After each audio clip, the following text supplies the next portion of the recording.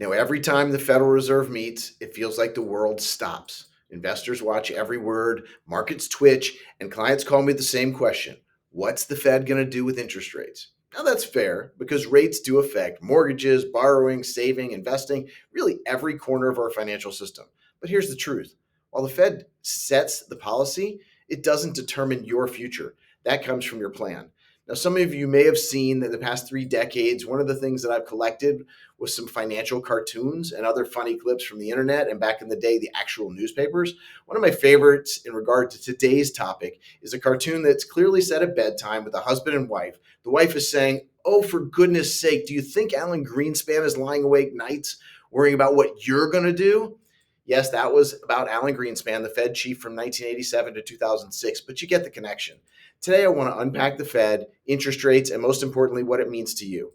Today is August 22nd, 2025, Jackson Hole Fed Speech Day, and this is your Friday planning video. Happy Friday.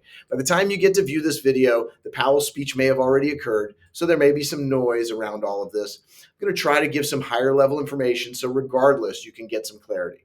Let's start with what the Fed actually does. The Federal Reserve has two mandates: keep inflation in check and support maximum employment. To do that, they use interest rates like a brake or a gas pedal on the economy. When they raise rates, borrowing costs go up, spending slows, inflation cools. At least that's how it's supposed to work, right? When they cut rates, borrowing is easier, demand picks up, growth accelerates. Again, how it's supposed to work. They're not steering every twist and turn in the economy, but they control the speed. Now let's take a short walk down memory lane with a historical reality check. Here's where perspective matters. The Volcker era. That was in the 1980s. Inflation was out of control, double-digit inflation. Paul Volcker, the Fed chair at the time, made the bold move of hiking interest rates to nearly 20%. Painful? Absolutely. Mortgage rates hit to high teens, but it broke the back of inflation, set the stage for decades of growth. When I got into the business in the early 90s, clients were still holding some of those bonds from that era, tax-free bonds earning 12 and 13%. And those weren't high yield bonds by definition.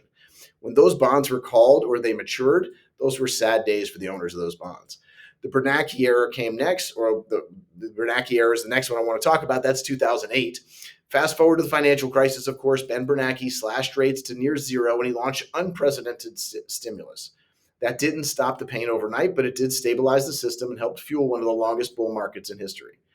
Now we're here, the Powell era, 2020 and up until today. During COVID, Jerome Powell cut rates back down to zero again, paired with massive support.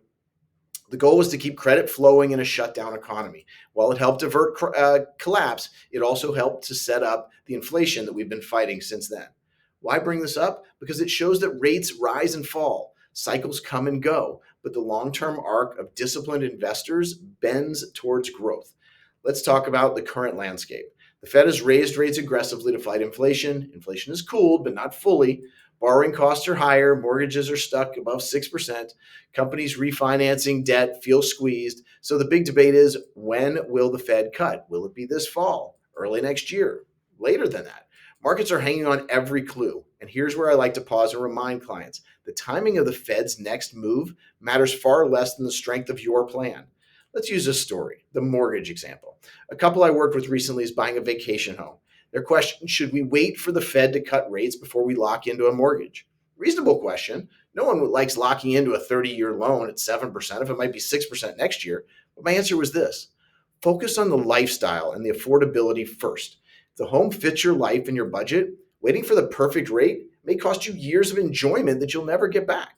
And the beauty is you can refinance later, but you can't refinance lost time. Now, this is market obsession versus real planning. Here's the challenge. Markets obsess over every Fed meeting like it's game 7.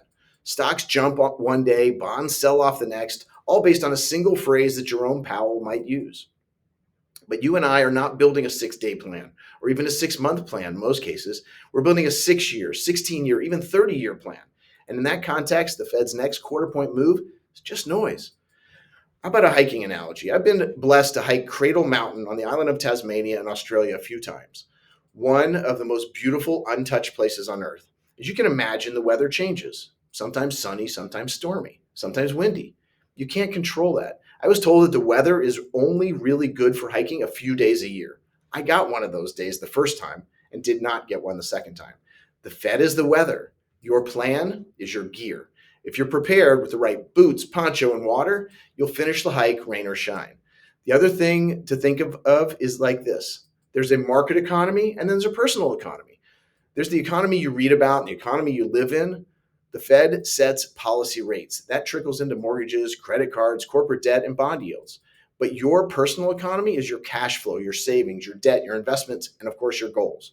When we plan, we focus on your economy. If you need cash in the next 12 months, we do our best to keep that safe regardless of what the Fed does. If you're investing for 20 years, we don't adjust based on what happens at the next Fed meeting. That's what gives stability in an uncertain world. Let's talk about a few practical steps for right now. Now, if you're borrowing, assume that rates are going to stay higher for longer. Don't overextend hoping for quick cuts. If cuts come, great, you can refinance. If you're saving, enjoy the silver lining. CDs, bonds, and money markets, they're paying more than they have in years. If you're investing, stay diversified. Certain sectors like banks, they benefit from higher rates. Others like real estate prefer lower rates. Balance keeps you steady through all the cycles. Let's bring this all together. The Fed sets the weather, markets react like a seesaw, but your financial plan, that's the compass and that's the map. I've watched clients retire at times of high rates and at 0% rates. What made the difference wasn't the Fed. It was discipline, preparation, the ability to focus on their goals rather than the noise of the moment. So next time you hear about the Fed raising or cutting rates, take a breath. Remember, the headline will hype it. The headlines are going to hype it. The markets will react, but your plan is built for the long term. The Fed may set the conditions, but your future is determined by how well you stick to your plan. You hear that from me week in and week out. There's a reason I call these planning videos. Keep your eye on the prize. If you've either just sent your children back to school, older or younger, good luck. If not, and that's coming soon, good luck with that too. Have a great weekend and keep in touch.